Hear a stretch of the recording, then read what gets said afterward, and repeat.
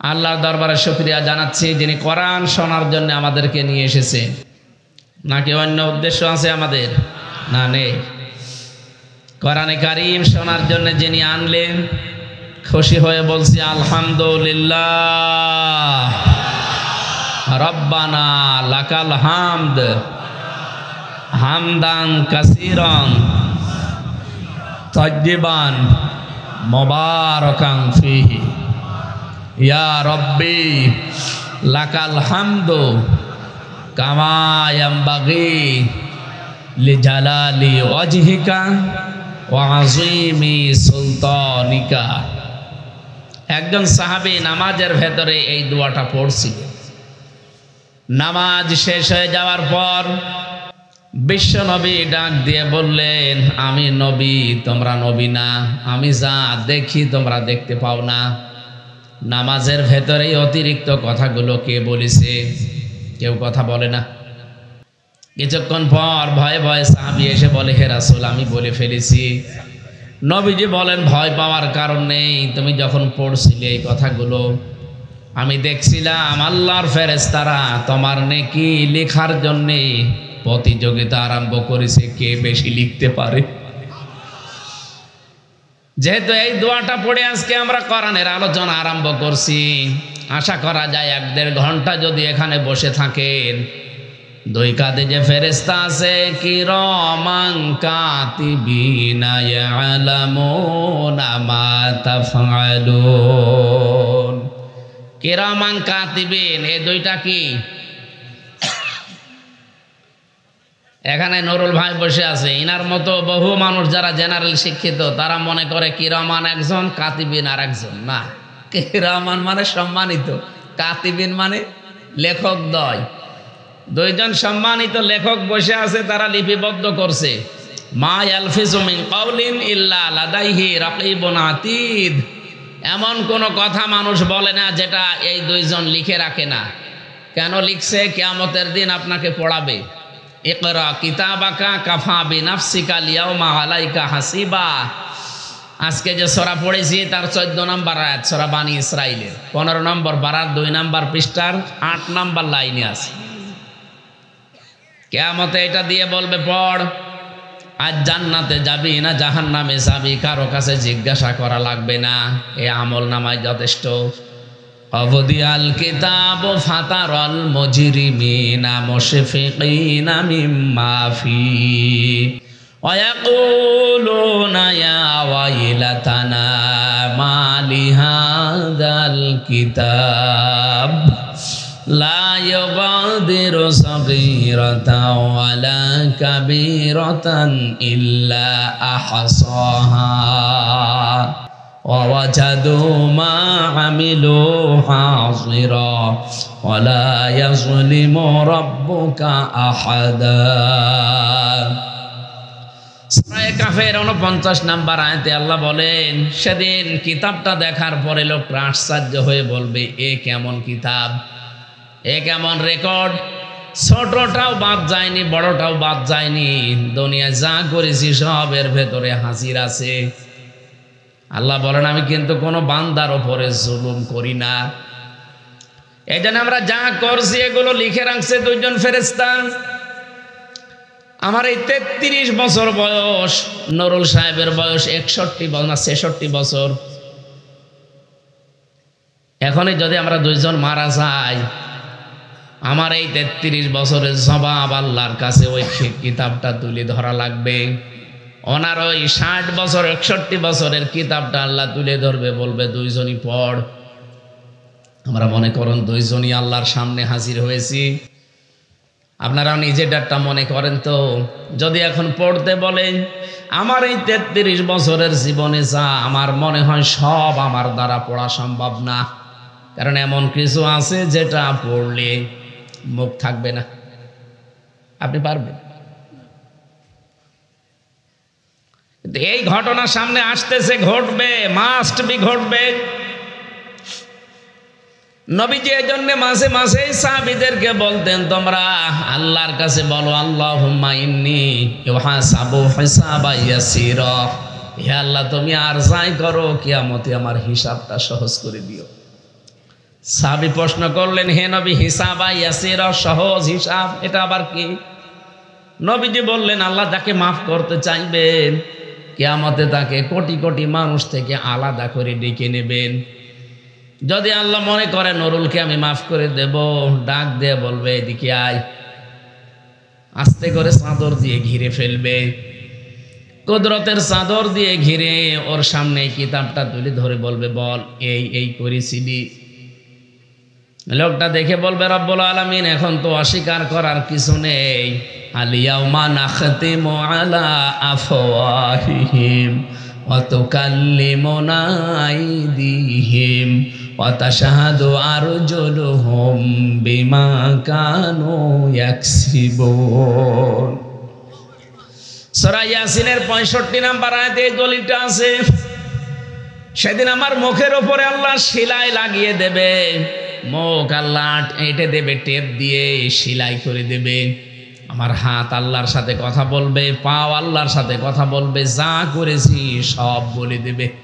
চিন্তা করবে কিছুই তো করার নেই, মাথা নিচু করে বলে, রব্বুল আলামিন আমি সব স্বীকার করে নিচ্ছি, তুমি দয়া করে আমারে মাফ করে দাও।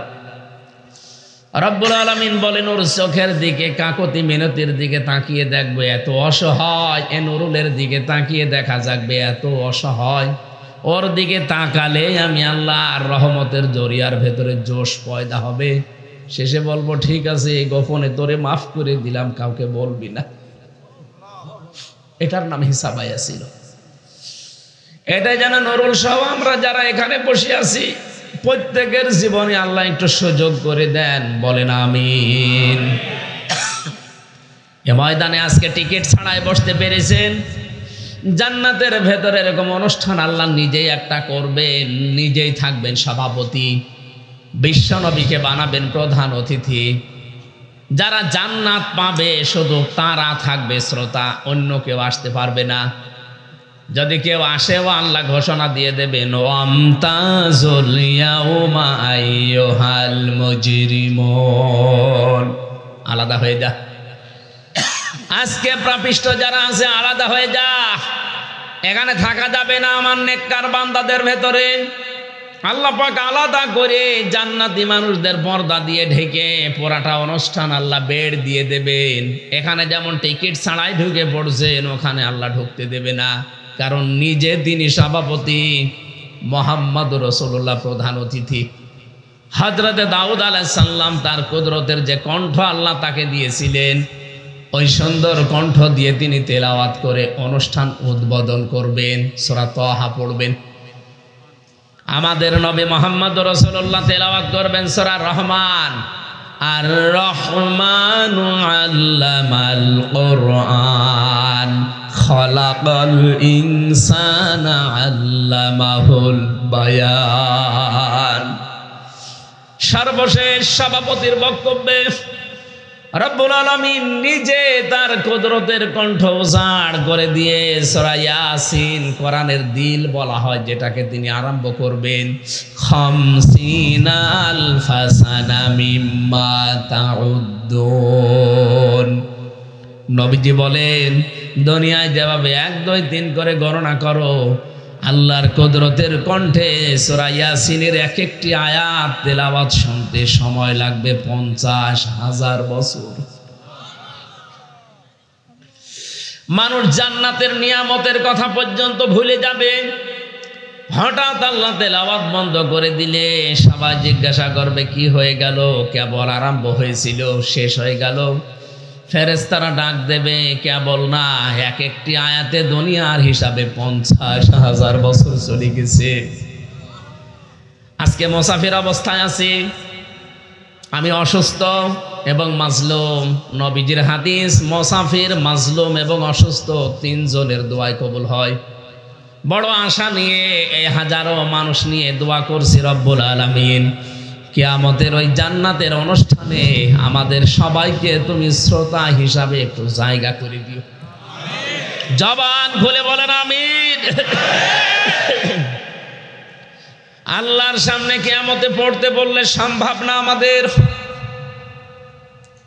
রব্বুল আলামিন বলেন, এমন কিতাবের আলোচনা শোনার জন্য তোমরা এসেছো যে দুইজন ফেরেশতা লিপিবদ্ধ করছে, যা বলো তাই লেখে। এই জন্য কথা বলার সময় খুব হিসাব করে বলা লাগবে। কারণ আমি যদি নবীর সুপারিশ কিয়ামতে পেতে চাই, আমার প্র্যাকটিক্যাল লাইফের ওপরে তো আল্লাহ রাজি থাকাই লাগবে। এমনকি রাদিয়াল্লাহু কাওলা, আমি যে কথা বলি ওই কথার উপরও আল্লাহর রাজি থাকা লাগবে। এই দলিলটা পাবেন সূরা তাহা 16 নম্বর পারা 18 নম্বর পৃষ্ঠা 10 নম্বর লাইনের 109 নম্বর আয়াতের শেষের দিকে আছে রাদিয়াল্লাহু কাওলা। আপনি যে কথা বলেন এই কথার উপরও আল্লাহর রাজি থাকা লাগবে। একটু ভাবেন তো, এই 33 বছরে আমি যে কথা বলেছি সব কথার উপরে আমার আল্লাহ রাজি আছে? বলেন। তাহলে এখনই আমার জীবনকে সংশোধন করার সময়। অনেকে মনে করে সময় এখনো বাকি আছে। কে বলেছে আপনাকে আপনি দাঁড়াতে পারবেন সে গ্যারান্টি আছে? অনেকে আন্দাজে গ্যারান্টি দিচ্ছে যে 41 সাল। কই পেল না তো। 41 সাল পেয়েছে, পাবে কিনা তাও গ্যারান্টি নেই, কারণ যা আরম্ভ হয়েছে দেশে। কেবল এখন 25 সাল, 41 আসতে অনেক দেরি। কার ওপরে ভরসা করে আপনারা টার্গেট দিতেন আমি জানি না। বিশ্বনবী বলেন আমি ওযু করলাম, আর এক নামাজের ওযু করতে পারবো কিনা সে গ্যারান্টিও আমার হাতে নেই। আর এক হাদিসে এসেছে আমি সালাম ফিরিয়েছি ডান দিকে, বাম দিকে সালাম ফিরাতে পারবো কিনা সে হায়াতও আমার হাতে নেই। আর আপনি আন্দাজে গ্যারান্টি দেন। এই জন্য আমাদের প্রতিটি পদক্ষেপ হওয়া লাগবে খুব চিন্তা ভাবনা করে। মানুষের জীবন পরিবর্তনের জন্য আর কিচ্ছু লাগবে না, শুধু যদি ও কথাকে কন্ট্রোল করতে পারে যে আমি কথা বলবো খুব হিসাব করে, ও এমনি কন্ট্রোল হয়ে যাবে। কথা বলেন না কেন? যে আল্লাহ আমাদেরকে এমন কোরআন শোনার জন্য নিয়ে এসেছেন, আল্লাহ পরিচয় দিচ্ছেন। এই যে আমরা তেলাওয়াত করছি এবার, আলহামদুলিল্লাহিল্লাযী আনজালা আলা আবদিহিল কিতাবা ওয়া লাম ইয়াজআল লাহু ইওয়াজা। আল্লাহ পাক বলেন সব প্রশংসা আমি আল্লাহর জন্য। কেন জানো? আমি আমার বান্দার প্রতি কিতাব দিয়েছি, এমন একটা কিতাব দিলাম যার ভেতরে কোনো বক্ষতা নেই, কোনো গোপন কথা নেই, মারেফতের কথা নেই। এবার প্রশ্ন আসতে পারে তাহলে যে মারেফতের পীর, কিসের মারেফত? মারেফত না, ওইটা মায়ের পথ। মানুষ মারার পথ বানিয়েছে ওরা। মারেফা শব্দটা এসেছে উরফুন থেকে, আরাফা ইয়ারিফু। এই শব্দের বাংলা অর্থ হচ্ছে পরিচিত হওয়া। হযরতে আদম এবং হাওয়া সেই ময়দানে তারা পরিচিত হয়েছিলেন একে অন্যের সাথে, ওই আরাফাতের ময়দান। ওই ময়দানের নাম কি? আরাফাতের ময়দান। সারা দুনিয়ায় একটা পরিচিত জায়গা। তা আপনি এরপরেও ওই ভণ্ড পীররা মারেফত বোঝায়, আর আপনি মারেফত বুঝে ফেলেন। ওইগুলো সব ভণ্ডামি, মারেফত বলতে কিছু নেই। শরীয়ত মারেফত কাকে বলে আমরা অনেকে বুঝি না। মনে করে বিশাল জট আর ছালা পরে থাকে, গাছতলায় থাকে, অনেকে ন্যাংটা হয়ে থাকে, মনে করছে এর ভেতরে মারেফত আছে। কিছু নেই। মারেফত আর শরীয়ত এক কথায় জবাব দিচ্ছি। নামাজ হচ্ছে শরীয়ত। নামাজের 13টা ফরজ, 14টা ওয়াজিব, 19টা নামাজ ভাঙার কারণ, 10টা নামাজের সুন্নাত। এইগুলো জেনে কাজ করার নাম মারেফত। কথা বুঝেছেন? তাহলে শরীয়ত হচ্ছে নামাজ। শরীয়ত কি? আর মারেফত হচ্ছে নামাজের সাথে পরিচিত হওয়া। আপনি নামাজের সাথে পরিচিত হতে পারলে 13টা ফরজ জানা লাগবে আপনাকে, নয়তো আপনার নামাজ হবে না। 14টা ওয়াজিব জানা লাগবে, নয়তো আপনার নামাজ বা জরিমানা দেওয়া লাগবে। কথা বুঝতেছেন? এখান থেকে একটা মাসলা বের হয়, আপনারা শুনতেছেন তো? গুরুত্বপূর্ণ বিষয়। অনেকেই মনে করছে যে যা করি করি, কালেমা একদিন যখন পড়িয়েছি জান্নাত আমি যাবই। হ্যাঁ যাবে, কিন্তু কালেমা তো টিকে থাকা লাগবে। কালেমা পড়িয়েছেন সে কবে? কালেমা যে কবে শেষ হয়ে গেছে আপনি টের পাচ্ছেন? এখানে যারা আমরা বসে আছি অনেকের ওযু আছে না? আছে না? ওযু করলে ওযু থাকে, 7 কারণে ওযু ভেঙে যায়। কি যায় তো? এই 7টা কারণের যদি একটা কারণও পাওয়া যায়, মনে করেন বাতাস বের হয়ে গেল, ওযু আছে। এখন যদি মনে করেন অতটুকু আর কি হয়, অতটুকু কি হয় মানে আপনার ওযু নেই, কিছু হোক আর না হোক, এই বলেন কিছু হোক আর না হোক আপনার ওযু আছে? বলেন। নামাজ ভেঙে যায় কয়টা কারণে? 19টা। কেবল বললাম মনে নেই কয়টা কারণে? আরো জোরে বলেন। এই 19টা কারণের একটা কারণ, নামাজের ভেতরে যদি আপনি আমলে কাসির করেন তাহলে নামাজ ভেঙে যায়। নামাজ ভাঙার প্রথম কারণ কিন্তু কোরআন শরীফ অশুদ্ধ পড়া। কি কথা বলেন না কেন? বলেন তো 19টা কারণের একটা যদি পাওয়া যায়, আপনার নামাজ কি আর আছে না ভেঙে গেছে? রোজা ভাঙার কারণ আছে, হজ ভেঙে যাওয়ার কারণ আছে না নেই? পৃথিবীতে প্রতিটি ইবাদত ভেঙে যায়, নষ্ট হয়ে যায়, তাই আলাদা আলাদা কারণ আছে। আপনার যে ঈমানও ভেঙে যায় 10টা কারণে, আপনি জানেনই না। আরে ভাই, আপনার ঈমান থাকলে আপনি জান্নাত যাবেন, এটা আমিও জানি, কিন্তু আপনার ঈমান আছে? ঈমান 10টা কারণে ভেঙে যায়। খুব খেয়াল করে শুনবেন। কয়টা কারণ? প্রথম নাম্বার কারণ হচ্ছে কেউ যদি শিরিক করে তাহলে তার ঈমান ভেঙে যায়। কি? এই নির্দেশটা যত নবী আল্লাহ পাঠিয়েছিলেন প্রতিটি নবীকে করেছেন। এটা সূরা জুমারে পাবেন 24 নাম্বার পারার 4 নাম্বার পৃষ্ঠার 12 নাম্বার লাইনের 65 নাম্বার আয়াতে আছে, ওয়ালাকাদ উহিয়া ইলাইকা ওয়া ইলাল্লাযীনা মিন ক্বাবলিকা লাইন আশরাকতা লা ইয়াহবাতান্না আমালুকা ওয়া লা তাকুনান্না মিনাল খাসিরিন। বলেন আল্লাহু আকবার। যত তাফসীর আছে বাংলাদেশে সব তাফসীর মিলাবেন, একই শব্দ পাবেন। আল্লাহ বলেন আমি গ্যারান্টি দিলাম, ওয়ালাকাদ উহিয়া ইলাইকা ওয়া ইলাল্লাযীনা মিন ক্বাবলিকা, হে নবী আপনার প্রতি আমি অবশ্যই ওহী নাযিল করেছি, এবং আপনার আগে যারা দুনিয়ায় নবী ছিল সবার প্রতি। কি সেটা? লাইন আশরাকতা, যদি আপনি শিরিক করেন, লা আহবাতান্না আমালুকা, লামে তাকিদ নুনে সাকিলা, এটা গ্যারান্টি।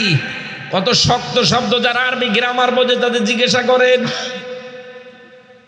লা আহবাতান্না আমালুকা ওয়া লা তাকুনান্না মিনাল খাসিরিন।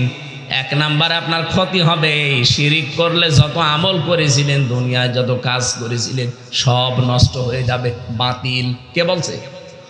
ওয়া লা তাকুনান্না মিনাল খাসিরিন। এখানেও লামে তাকিদ নুনে সাকিলা, শুধু আমল ক্ষতিগ্রস্ত হবে, নষ্ট হবে তা না, আপনি নিজেও ক্ষতির ভেতরে পড়ে যাবেন। বলেন নাউজুবিল্লাহ।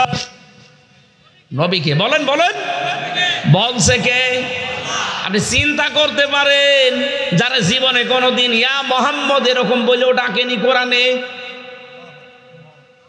হ্যাঁ, মোহাম্মদ বলেছে, কিন্তু রেসালাতের ঘোষণা দিয়ে তার সম্মান আরো বাড়িয়ে দিয়েছে। তার সম্মান যেন নষ্ট না হয়, কত বড় সতর্ক। চিন্তা করতে পারেন, সেই নবীকে বলছে আপনার যত আমল সব আমি নষ্ট করে দেব।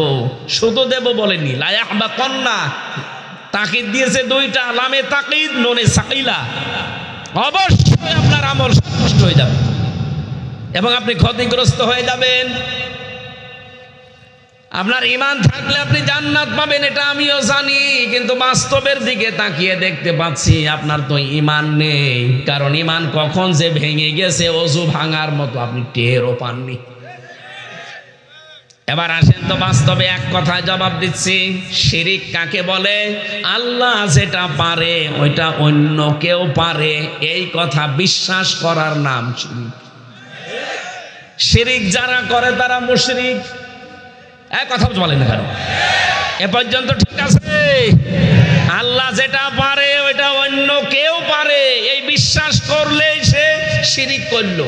শিরিক করলে সে, আর মুশরিকের জায়গা বিনা হিসাবে বিনা বিচারে জাহান্নাম।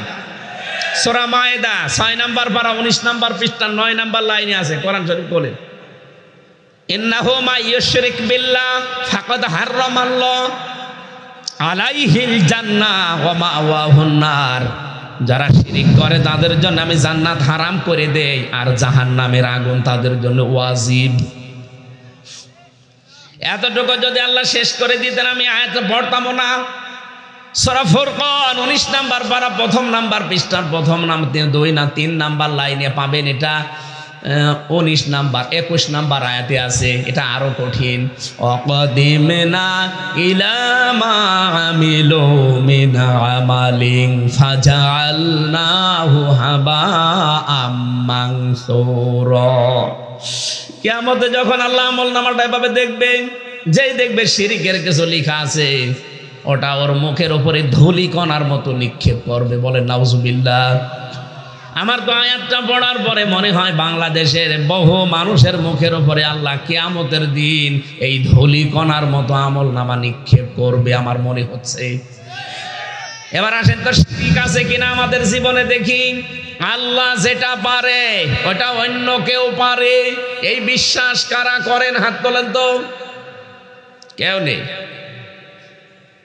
এবার আমি একটা একটা করে উদাহরণ দিচ্ছি, দেখেন মেলে কিনা আপনার সাথে। সন্তান দিতে পারে কে? আরো জোরে।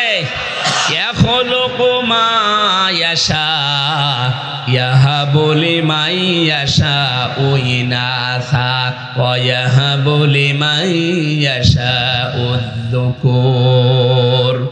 সূরা সূরার 49 নাম্বার আয়াতের ভেতরে পাবেন মাঝের অংশে আল্লাহ বলেন আমি বানাই, যাকে ইচ্ছা মেয়ে দেই, যাকে ইচ্ছা ছেলে দেই, যাকে ছেলে মেয়ে দুইটা ইচ্ছা করি দেই, যাকে কিছু দেই না বন্ধা করে রাখি। সব ক্ষমতার মালিক কে? সুতরাং যারা আল্লাহ বাদে মাজারের কাছে, পীরের কাছে, বাবার কাছে, অন্য জায়গায় ধর্ণা দেন সন্তানের জন্য, আপনি মুশরিক। এদেশে নেই? কত মানুষ বাবার দরবারে ধর্ণা দিচ্ছে, বাবা একটা ছেলে দেন, মনে হচ্ছে বাবা ওর জন্য বসে আছে ছেলে নিয়ে। আপনি বাইজিদ বোস্তামের ওই রওজায় যান, ওই দরবারে যান, মাজারে যাবেন চট্টগ্রামে, বাগেরহাটে খান জাহান আলীর মাজারে যেয়ে দেখেন কি অবস্থা। মানুষ গাছের সাথে পাথর ঝুলিয়ে বসে আছে, কমন সেন্সও নেই। আরে ভাই, মাজারে যদি বাচ্চা দিতে পারতো, এই পৃথিবীতে কত নিঃসন্তান দম্পতি আছে, কত টাকার মালিক সে নিজেও জানে না, কিন্তু সন্তান হয় না। আমার মনে হয় মাঝে মাঝে যে কুকুর আল্লাহর প্রতি যে ভরসা করে, আমরা অনেক মানুষ সেই ভরসাও আল্লাহর প্রতি নেই। কুকুর কোন মাজারে গেছে যে ওর বছরে বছরে 4, 5টা, 7, 8টা করে ছেলে মেয়ে হয়? বলেন, ও কোন মাজারে গেছে? সুতরাং এই বিশ্বাস যাদের আছে, এখন শুনলাম যে অনেক মহিলা এসেছে। সম্মানিতা মা বোনেরা, এটা পাল্টান। আমাদের জাতির পিতা যিনি, তিনি আমাদেরকে শিখিয়েছেন, তিনি কিন্তু 86 বছর পর্যন্ত কোনো সন্তানের বাপ হতে পারেননি। 86 বছর বয়সে তিনি বলেছিলেন, রব্বুল আলামিন রব্বি হাবলি মিনাস সালিহিন রব্বি লা তাযারনি ফারদাও ওয়া আনতা খায়রুল ওয়ারিসিন। হে আল্লাহ, তুমি আমাকে একা ফেলে দিও না, একা ছেড়ে দিও না, আমার একটা বংশধর দিও। কারণ আমার পরবর্তীতে এই পৃথিবীতে আমার যে সম্পদ আমি যা রেখে গেলাম, এগুলোর জন্য তো কোনো উত্তরাধিকারী লাগবে। যদিও উত্তরাধিকারী হিসাবে তুমি একমাত্র যথেষ্ট, তারপর আমাকে একটা সন্তান দিও। আল্লাহ 1 দিন, 2 দিন, 5 দিন না, 86 বছর পরে তার ডাকে সাড়া দিয়েছেন। কয়দিন? 86 বছর। আল্লাহ পাক জবাব দিলেন, ফাবাশশারনাহু বিগুলামিন হালিম। তোমাকে আমি সন্তান দেব, শুধু সন্তান না, একটা হালিম সন্তান। হালিম মানে চাচা হালিম, মামা হালিম, কি হালিম? হালিমের ব্যাখ্যা করার সময় আমার না। এমন হালিম তাকে দিয়েছিলেন, এমন সহনশীল, ধৈর্যশীল সন্তান। এ পৃথিবীতে একটাই সন্তান ধৈর্যশীল। আল্লাহ নিজের হালিম নামটা হযরত ইসমাইল নবীর নামের গুণবাচক হিসাবে ব্যবহার করেছেন। ফাবাশশারনাহু বিগুলামিন হালিম, বলেন আল্লাহু আকবার। এই আয়াতে একটা শিক্ষা আছে, আমি এই শিক্ষাটা আগে সামনে আপনাদের নিয়ে আসি, তারপরে সামনের আয়াতে যাব। এ পর্যন্ত মনে রাখবেন, মনে আছে তো আপনাদের যে ওযু করলে ওযু ভেঙে যায়, ঈমান আনলেও ঈমান ভেঙে যায়, এ পর্যন্ত মনে রাখবেন। আগে ওই শিক্ষাটা নিয়ে আসি। আল্লাহ রাব্বুল আলামিনের খলিল চিন্তা করলেন ৮৬ বছর বয়সে আল্লাহ আমারে হালিম দিল, দেখি এমন হালিম কেমন হালিম এটা। ফালাম্মা বালাগা মাআহু সা'য়া ক্বালা ইয়া বুনাইয়া ইন্নী আরা ফিল মানামি আন্নী আযবাহুকা ফানজুর মাযা তারা ক্বালা ইয়া আবাতি ফাআল মা তু'মার সাতাজিদুনি ইনশাআল্লাহু মিনাস সাবিরিন। এটা তাফসীরে ইবনে কাসিরের বর্ণনা। হযরত ইসমাঈল যখন 11 বছর অথবা 13 বছর একটু চলাফেরা করতে পারে, দৌড়াদৌড়ি করতে পারে বাবার সাথে, হযরত ইসমাঈলকে কিনে ইব্রাহিম রেখে এসেছিলেন জন্মের পরে মরুভূমিতে। একবারে 11 বছর পরে সেই স্বপ্নের কথা জানালেন, হে আমার কলিজার টুকরা সন্তান, আমি স্বপ্নে দেখেছি তোমাকে জবাই করছি, এখন তুমি তোমার মতামত বলো, রায় বলো। হযরতে ইসমাঈল চিন্তা করলেন আমার বাবা আজ 13 বছর পরে এসেছে। বলেন তো পৃথিবীতে এমন কোন সন্তান আছে যেই সন্তানকে জন্মের পর পরেই ত্যাগ করে চলে গেছে, 13 বছর পরে এসে বলছে তোরে আমি জবাই করব, তুই বল কি বলিস? আমরা হলে বলতাম ইয়ার কি মারা জায়গা পান না।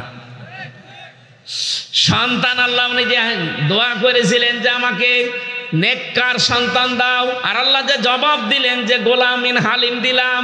উনি চিন্তা করছেন যে কেমন হালিম আমি আজকে দেখব। তাছাড়া আল্লাহর হুকুম, আমি আল্লাহর হুকুম পালন করতে যে সন্তানের অনুমতি নেব কোন কারণে, ওনার নেওয়া লাগতো না। কিন্তু চিন্তা করলেন দেখি আমার যে আল্লাহ হালিম দিয়েছে আমি আজকে পরীক্ষা করব। সন্তানও ঠিক হালিম। তিনি জবাব দিলেন ইয়া আবাতি ফাআল মা তু'মার, হে বাবা যা আদিষ্ট হয়েছেন আপনি নির্দ্বিধায় করতে পারেন। সাতাজিদুনি ইনশাআল্লাহু মিনাস সাবিরিন। এখানে যারা তাফসীর পড়তে পারে তাদেরকে বলছি, তিনি সবের বলতে পারতেন 1 বছর, কি যা আপনি আমাকে ধৈর্যশীল পাবেন, তিনি কিন্তু বলেননি, বলেছিলেন সাবিরিন বহু বছর। তার আগে তিনি ব্যবহার করলেন ইনশাআল্লাহ। এর আগে সাতাজিদুনি সিন দিয়ে অতি শীঘ্র এই শব্দটা বুঝিয়েছেন, হে বাবা আল্লাহর যদি ইচ্ছা হয় আপনি আমাকে ধৈর্যশীলদের মধ্যে পাবেন। তার মানে আমি একাই ধৈর্যশীল না, আমার মতো বহু ধৈর্যশীল আছে, তাদের ভেতরে আমি একজন। আমি এ বিষয়ে কোনো অহংকার করি না। তিনি বোঝাতে চাইলেন বাবাকে, হে আমার বাবা, আপনি মনে করছেন যে আমার ইসমাইল শুধু এই পৃথিবীতে একাই ধৈর্যশীল, কোনদিন খোঁজ নিলাম না, খবর নিলাম না, আজকে জবাই দিতে আসলাম আর রাজি হয়ে গেল। এ বিশাল ধৈর্যের পরীক্ষা দিচ্ছে। অহংকার ভেতরে আসতে পারে যে আমার মতো আর কেউ নেই, আমি একা। এই জন্য আগেই নিজেকে অহংকার থেকে মুক্ত করার জন্য বলেন ইনশাআল্লাহ, এরপরে সাবিরিন। আল্লাহ যদি চায় আপনি আমাকে ধৈর্যশীলদের মধ্যে পাবেন। আল্লাহর বিধান মানতে গিয়ে আমার ভেতরে কোনো অহংকার নেই। খুব খেয়াল করে মেলাবেন এখান থেকে। হযরত ইব্রাহিম নবী এবার চিন্তা করলেন হালিম চেয়েছিলাম, ঠিক হালিমই দিয়েছে, চাচা হালিম না, এ আসল হালিমই দিয়েছে। নিয়ে গেলেন, এই ঘটনা বলা আমার উদ্দেশ্য না, নিয়ে গেলেন তাকে জবাই করার জন্যে। হযরত ইব্রাহিম নবীকে সন্তান হিসাবে ডাক দিয়ে বললেন বাবা এক কাজ করেন, আপনি চোখটা বেঁধে নেন আর তরবারিতে ভালো করে ধার দিয়ে নেন। মনে হয়তো আপনার এই ভালোবাসা জন্মাতে পারে যে ৮৬ বছর বয়সে আমি সন্তান পেলাম, তারে জবাই দিতে গিয়ে হাত কাঁপতে পারে, আল্লাহর বিধান মানতে দেরি হয়ে যাবে। আপনি চোখটা বেঁধে নেন যেন আমার মুখের দিকে আপনার চোখ না পড়ে। ভালো করে ধার দিয়ে নেবেন যেন দেরি না হয়। হযরত ইব্রাহিম পাথর হয়ে গেছেন, যে বলে কি আমি কি চেয়েছিলাম আর আল্লাহ কি সন্তান আমাকে দিয়েছেন। এত বড় কঠিন মুহূর্তে রব্বুল আলামিন বলেন দুইজনে রাজি। এবার আমি আলেমদেরকে বলছি, ভালো করে খেয়াল করবে। ফালাম্মা আসলামা ওয়া তাল্লাহু লিল জাবিন। এখানে আসলামা দ্বিবচন না? কোনদিন চিন্তা ভাবনা করেছেন এই আয়াতটা নিয়ে? আমার এই ছোট মাথার ভেতরে কত তথ্য এই আয়াত নিয়ে আল্লাহ দিয়েছেন। চিন্তা করলে আমি বাংলাদেশকে পাল্টিয়ে ফেলতে পারি। আপনি দেখেন পাল্টাতে পারবেন। ফালাম্মা আসলামা, আল্লাহ দ্বিবচন দিলেন। রব্বুল আলামিন বলেন উভয়ে যখন রাজি এগ্রি হয়ে গেছে আল্লাহর বিধান পালনে, আতাল্লাহু লিল জাবিন, তখন এই জবাই কাজ সম্পন্ন হয়েছে। প্রশ্ন আমার, হযরত ইব্রাহিম যদি বলতেন আমি আল্লাহর হুকুম পালন করব, ইসমাইল যদি বলতেন না আমি আমার গলা দেব না, জীবনও আল্লাহর হুকুম পালন হতো? কথা বুঝতেছে? ইসমাইল নবী যদি বলতেন না আমি জবাই হব, ইব্রাহিম যদি বলতেন ৮৬ বছর বয়সে ধরে পেলাম আমি জবাই করব না, আমার মায়া লাগে, জবাই হতো? আল্লাহর হুকুম পালন হতো? কি নিলেন এখান থেকে? আজ বাংলাদেশে ১৬২৮টা চেয়ার আছে, মেন চেয়ার। এরা সব ইব্রাহিমের ভূমিকায় আসা লাগবে। কথা বলেন। ১৮ কোটি জনগণ আমরা সবাই ইসমাইলের ভূমিকায় আসা লাগবে। এদেশে আল্লাহর বিধান কায়েম করতে হলে শুধুমাত্র যারা টুপি মাথায় দেয়, যারা নামাজ পড়ি তাদের দ্বারাই হবে না। আল্লাহ বলে যারা স্বীকার করেন দল মত দেখা যাবে না। যারা দায়িত্বশীল আছেন সবাইকে আহ্বান জানাবো ইব্রাহিম নবীর ভূমিকায় আসেন। আমরা জনগণ ১৮ কোটি, আমরা ইসমাইলের ভূমিকায় আছি। ফালাম্মা আসলামা, দুইজনেই যখন এগ্রি হয়ে যাব, আমরা রাজি হয়ে যাব দুই দল, ঠিক এই দেশে আল্লাহর বিধান বেশি দিন লাগবে না, কায়েম হয়ে যাবে। আমি বোঝাতে পেরেছি তিনি কি হালিম চেয়েছিলেন। আমরা এরকম হালিম চাই, মামা হালিম, চাচা হালিম না। এবার আমি আবার বলছি, সন্তান দিতে পারে শুধুমাত্র কে? আল্লাহ পাক বলেন এই দায়িত্বটা আমি নিয়েছি। দুনিয়ায় কোনো নবী কেউ দেয়নি, তাহলে নবীরা আমার কাছে চাইতো না। এই জন্য কোনো বাবার কাছে, কোনো মাজারে, কোনো তাবিজ কবর সব বাদ। মেয়েরাজের আমি বারবার বলছি আপনারা বেশি এসেছেন আমাদের তুলনায়, এই জন্য আপনাদের বলছি আজ হাজারো মেয়ে লেখের ভেতরে এই শিরিকটা আছে। ওরা আন্দাজে দৌড়িয়ে চলে যায় কোনো বাবার খবর পেলে। তাবিজ দেন, কবজ দেন, পানি পড়ে দেন, ডিম পড়ে দেন, আপেল পড়ে দেন। আমার কাছে কত আপেল পড়া আসে, বলে হুজুর ছেলে হয় না। আরে ভাই, আপেল পড়ে দিলে যদি ছেলে হইতো তা আমার ৩টা মেয়ে হইতো না। আমার তো 3টা মেয়ে। শেষের যেটা হইলো, এটার জন্য কত দোয়া করেছিলাম, অন্তত বংশের বাতি দেওয়ার জন্য একটা ছেলে দাও, আবার দিয়েছে মেয়ে। আমার কাছে দোয়া চান, আপেল পড়ে নেন, ও আপেল তো মাঠে মারা যাব না, আপেল পড়ার কাজ না। এই দায়িত্ব কার বলেন তো? সুতরাং এই শিরিক যেন আমাদের ভেতরে না আসে। 2 নাম্বারটা বলবো, আবার অন্যদিকে নিয়ে যাবেন না তো? ঠিক আছে। আলা লাহুল খালকু ওয়াল আমরু তাবারাকাল্লাহু রাব্বুল আলামিন। সূরা আরাফ 54 নম্বর আয়াত, 8 নম্বর পারা, 16 নম্বর পৃষ্ঠা, 9 নম্বর লাইনে, এটা মাঝের অংশে আছে। এত দলিল দিয়েও বলে মানে ভাই অনেকে বলে রাগ হয়। আমার মনে হয় জিবরাইল ফেরেশতা এসে ওয়াজ করলেও রাগ হতো। আল্লাহ পাক বলেন সৃষ্টি যার, আইন চলবে। আরে ভাই, এটা তো আমরা এইটাই চাই। ৫৪ বছরে আমরা তো বহু মানুষের আইন অলরেডি দেখলাম, কিছুই পাইনি। এখন শুধু দেখতে বাকি আছে আল্লাহর আইন দিয়ে চললে কেমন দেখা যায়। এটা চান না? কারা চান দেখি? লিল্লাহি তাকবীর।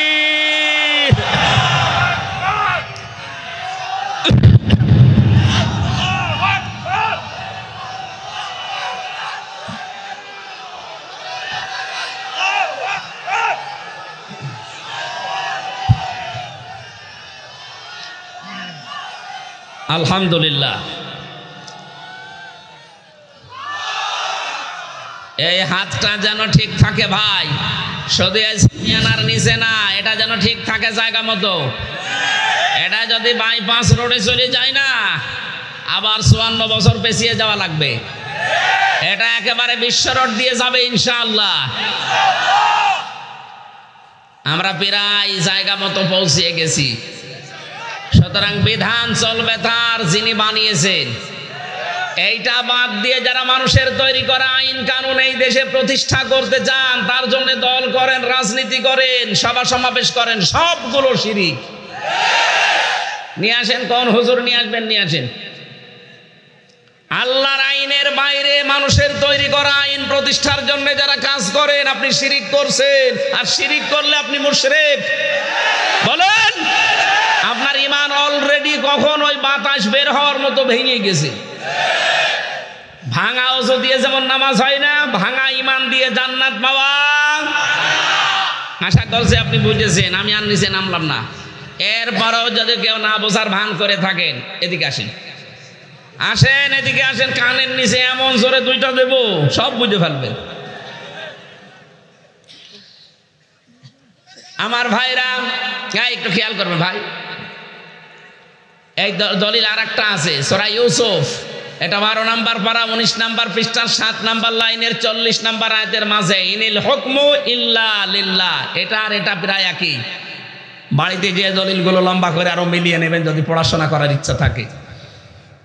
আমরা যেটা বোঝানোর জন্য পর্যন্ত আসলাম, নামাজ পড়লে নামাজ যেমন ভেঙে যায়, রোজা করলে রোজা ভেঙে যায়, হজ করলে হজও ভেঙে যায়, ওযু করলে ওযুও ভেঙে যায়, ঈমান আনলে ঈমানও ভেঙে যায়। আমরা অনেকে জানি না, মনে করেন আমার তো ঈমান আছে, কখন যে ঈমান ভেঙে গেছে ও কিন্তু টের পাইনি।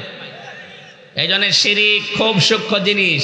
এটা যেন আমাদের বিশ্বাসে, আমাদের কর্মে, আমাদের বাস্তবতায় যেন না ঢোকে। খুব খেয়াল করে সামনের জীবন চলা রাখবে। আল্লাহ যেন তৌফিক দেন, বলেন আমিন। কোরআনে কারিমের ভেতরে কোনো গোপন কথা আল্লাহ দিয়েছেন? যারা এগুলো বলে বলে মানুষকে আজ ধোড়া সাপ বানিয়ে ফেলছে যে এর ভেতরে মারেফতের কথা আছে, না, কিচ্ছু নেই, যা আছে সব ওপেন কথা। কোরআনে যা আল্লাহ দিয়েছেন সব ওপেন, কিছু সিক্রেট আছে ওইগুলো নিয়ে চিন্তা ভাবনা করা নিষেধ। আলিফ লাম মিম, আলিফ লাম মিম সাদ, এগুলো নিয়ে আপনার দরকার নেই। তো বাকি যা আছে, কোনো গোপন কথা আছে? এজন্য কোরআনের কাছে যারা আসে তারা আর গোপন থাকতে চায় না। দেখবেন ওরা 1400 বছরের জীবনী পড়ে দেখেছি আমি, যারাই কোরআনের কাছে আসে এরা আর গোপন থাকে না, এরা ওপেন হতে চায়। হযরত ওমর যেই দিন কোরআনের কাছে এসেছেন, ওই দিনই নবীকে জিজ্ঞাসা করলেন, হে নবী, এই কোরআন সত্য না মিথ্যা? বিশ্ব নবী বলেন সত্যবাণী। হযরত ওমর বলেন, হে নবী, সত্য কোরআন গোপনে চলবে না, আপনি আমার অনুমতি দেন, আমি কোরআনের পক্ষে একটু মিছিল করে আসি। উনি 40 জন মানুষ দিয়ে একটা মিছিল দিলেন। লিল্লাহে তাকবীর। ওই জামানায় কাফের মুশরিকরা চিন্তা করে, কে গো কাবার চত্বরে আল্লাহু আকবারের মিছিল করে, জালানা দরজা দিয়ে মুখ বের করে দেখে মিছিলের সামনে হযরত ওমর। তাড়াতাড়ি দরজা জালানা বন্ধ করে বলছে, দরকার নেই, ওর সামনে গেলে মাথা থাকবে না। আমার তো মনে হয় বাংলাদেশের এই 64 জেলার 630টা থানা, প্রত্যেকটা থানা থেকে একজন করে ওমর দরকার। এই দেশে কোন রাম বা আমার কথা বলার সাহস পাবে না। এখনো কোরআনের কথা বলতে গেলে যারা বলে এ মৌলবীরা ধর্ম ব্যবসায়ী, ও জীবনে এ কথা বলতে পারতো না যদি ওমরের মতো মানুষ 630টা থানায় একজন করে থাকতো। বলেন, আমরা যত কোরআনের কাছে আসি তত গোপন হতে চাই। বলে হুজুর দোয়া করেন, গোপনে আসি। আরে ভাই, আর কতদিন গোপনে থাকবেন? ওরা কোরআনের কাছে আসলে ওপেন হতে চায়, আর আমরা কোরআনের কাছে এসে এসে এতদিনও গোপনে আছেন। এই কারণেই তো আমাদের বউগুলো রাজমিস্ত্রি, আর আমরা জোগালি। আমরা আর জোগালে থাকতে চাই না, আমরা এখন রাজমিস্ত্রি হব, বউগুলো দরকার হয় জোগালি হবে। কথা বলেন ঠিক কিনা? আর রিজালু কাওয়ামুনা আলান নিসা, সূরা নিসা 34 নম্বর আয়াতের প্রথম অংশে আছে, 5 নম্বর পারা 2 নম্বর পৃষ্ঠা 11 নম্বর লাইনে আছে। আল্লাহ বলেন এই পৃথিবীতে পুরুষ মানুষ হবে নেতা আর মহিলারা হবে তাদের আজ্ঞাবহ। সুতরাং আগামীর বাংলাদেশে নেতৃত্ব দিতে হলে পুরুষ লাগবে, কোনো মহিলা নেতৃত্ব আর আসবে না ইনশাআল্লাহ। এটার পক্ষে আছেন না আপনারা? আমাদের নেতা হবে পুরুষ না মহিলা? এটা আমি বানালাম। কোন সূরার দলিল দিয়েছি? সূরা নিসা 34 নম্বর আয়াত। দরকার হয় আল্লাহকে বলে আয়াত কেটে বাদ দিয়ে দেন। সুতরাং সামনে যারা নেতৃত্বে আসবে, সামনে যারা এই দেশ চালাবে, তারা হবে পুরুষ। কে কথা বলুন? কিয়ামতে অন্তত সূরা নিসার এই 34 নম্বর আয়াতটা আমার পক্ষে দাঁড়াবে। আর এইটা বাদ দিয়ে যদি বলেন না আমার ভাবি আছে, আমার মা আছে, কিয়ামতে এই আয়াত আপনার বিরুদ্ধে দাঁড়াবে। কোন বাবা আপনাকে বাঁচায় আমি সেদিন দেখব। আমার সঠিকটা তুলে ধরার দরকার ধরলাম, এখন আপনার মনে যা লাগে আপনি তাই করেন। আমার ভাইরা, সুতরাং কোরআনে কারীম আমরা এমন কোরআন শুনতে এসেছি যার ভেতরে কোনো বক্ষতা নেই, বাঁকা কথা নেই, কোনো গোপন কথা নেই, কোনো মারেফতের কথাও নেই, যা আছে সব ওপেন কথা। সেই ওপেন কথা থেকে আজ 14টা বিষয় শোনাবো। কয়টা? যেহেতু সামনে একটা নতুন দেশ আল্লাহ আমাদের হাতে তুলে দেবে ইনশাআল্লাহ। আপনি আমেরিকার গোয়েন্দার বিভাগের একটা রিপোর্ট দেখেছেন আজ 3 দিন আগে। তারা জানিয়েছে বাংলাদেশে ইসলামপন্থীদের একটা নতুন দল রাষ্ট্র ক্ষমতায় যাবে, এটার জরিপ তারা দিয়েছে। তারা এটা আন্দাজে দেয়নি। আরে ভাই, তারা তাই শোনেন, তারা তো আমার খালাতো ভাই না যে আমাদের পক্ষে লিখবে না। খ্রিস্টান তারা, ইহুদি তারা, তারা যে রিপোর্ট দিয়েছে, আপনি ভয়েস অফ আমেরিকার রিপোর্ট দেখবেন, মাইক্রোসফটের রিপোর্ট দেখেন, এটা খ্রিস্টানরা চালায়। বাংলাদেশে আগস্ট মাসের 5 তারিখের আগ পর্যন্ত, 2024 সালের আগস্টের 5 তারিখের আগ পর্যন্ত মাত্র 100 জনের 15 জন মানুষ চাইতো এদেশে ইসলাম কায়েম হোক। অথচ এই 5.5 মাসের ব্যবধানে ওরা এখন রিপোর্ট দিচ্ছে এই দেশে এখন 100 জনের 58 জন মানুষ চাচ্ছে যে কোরআনের বিধান কায়েম হোক।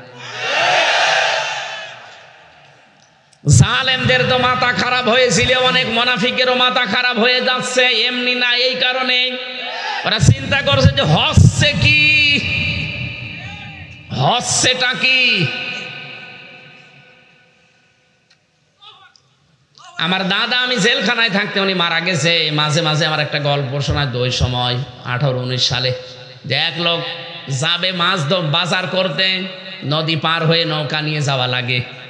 স্ত্রী বলছে কি গো, ছেলে মেয়ে খালি কান্নাকাটি করে, একটু নিয়ে যাও সাথে। নিয়েছে। বউ বলে আমি একা বাড়ি থেকে করবো কি, আমারও নিয়াও। 4 জনকে সঙ্গে করে যাচ্ছে। মাছ পথে ঝড় উঠেছে, নৌকা গেছে ডুবে, ও ছেলে মেয়ে গেছে হারিয়ে, বউ বড় কাপড় পরা ও গেছে ডুবে, লোকটার নৌকা গেছে হারিয়ে। বহু কষ্ট করে হাতল পায়। আরে কি করে গো এরা গুরুত্বপূর্ণ বিষয়ের সময়। হ্যাঁ, এখান থেকে বসেন, ছাতা মাথা ক্যামেরা নিয়ে আস, বসেন।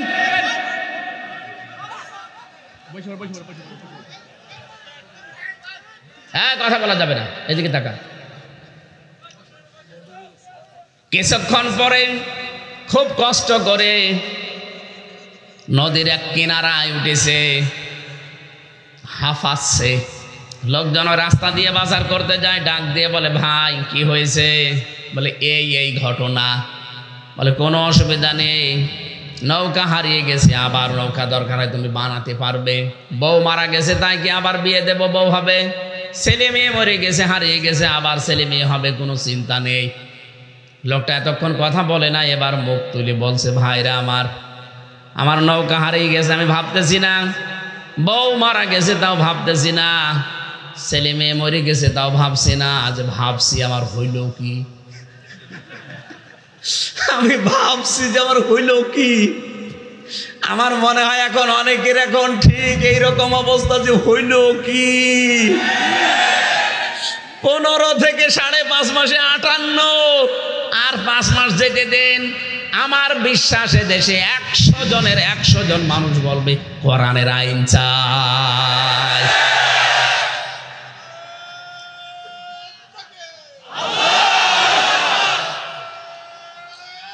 এই সময় কম তো কথা বোঝা লাগবে। আমি এখনো খাবার খাইনি, শেষ করে যে খাবার খাবো। ভালো করে শুনবেন, নবীজিকে আল্লাহ একটা নতুন রাষ্ট্র উপহার দেবেন, কল্যাণকর রাষ্ট্র, কল্যাণময় রাষ্ট্র যদি কেউ গঠন করতে চায়, কি কি কাজ করা লাগে ওই রাষ্ট্রের ভেতরে আজকের তেলাওয়াত কিন্তু আয়াতে। আর এই মাস যেহেতু রজব মাস, আর আজকে 25 তারিখ চলে যাচ্ছে, কালকে যে রাত আসবে এই রাতে নবীজিকে আল্লাহ এই ধুলির ধরা থেকে নিয়ে গেছেন নিজের আরশ মহল্লায়। 27 বছর একাধারে বিভিন্ন নিদর্শন দেখিয়েছেন। গবেষণাগারে বসিয়ে 27টা বছর তাকে 14টা জিনিস শিখিয়েছেন। কয়টা? নবীজিকে আল্লাহ ডাক দিয়ে বলেন, হে নবী, 53 বছর আপনি অনেক জুলুম, অত্যাচার, নির্যাতন সহ্য করলেন। কয় বছর? আরো জোরে। এখন আপনাকে আমি একটা নতুন রাষ্ট্রে 10 বছর চালাতে দেব। এই 10টা বছর যদি আপনি এই রাষ্ট্রটাকে কল্যাণময় রাষ্ট্র করতে চান, আপনাকে এই 14টা কাজ দুনিয়ায় করা লাগবে। দুনিয়ায় বসে বসে হবে না। আপনি আসেন, আপনাকে আমি 14টা কাজ শিখাবো আমি নিজে। আমাদের অলরেডি 53 বছর চলে, কথা বলে না কেন? সামনে এই জন্যে নবীর জীবন থেকে মিলিয়ে দেখতে পাই, এ দেশ এখন নবীর উম্মতদের হাতে আল্লাহ তুলে দেবেন। দেশটা যদি আসে, আপনি কল্যাণময় রাষ্ট্র করবেন কি করে? এই দেশের 18 কোটি জনসংখ্যা, জনসম্পদ বানাবেন কি করে? রব্বুল আলামিন সেই কথাগুলো সূরা বানী ইসরাইলের 23 থেকে 38 এই 16টা আয়াতে আমাদেরকে শুনিয়েছেন। আল্লাহ যেভাবে যেভাবে জানিয়েছেন আমরা ঠিক ওইভাবেই আপনাদের সামনে উপস্থাপন করছি। এই কারণে এটা রজব মাস, আর কালকে সে রাত।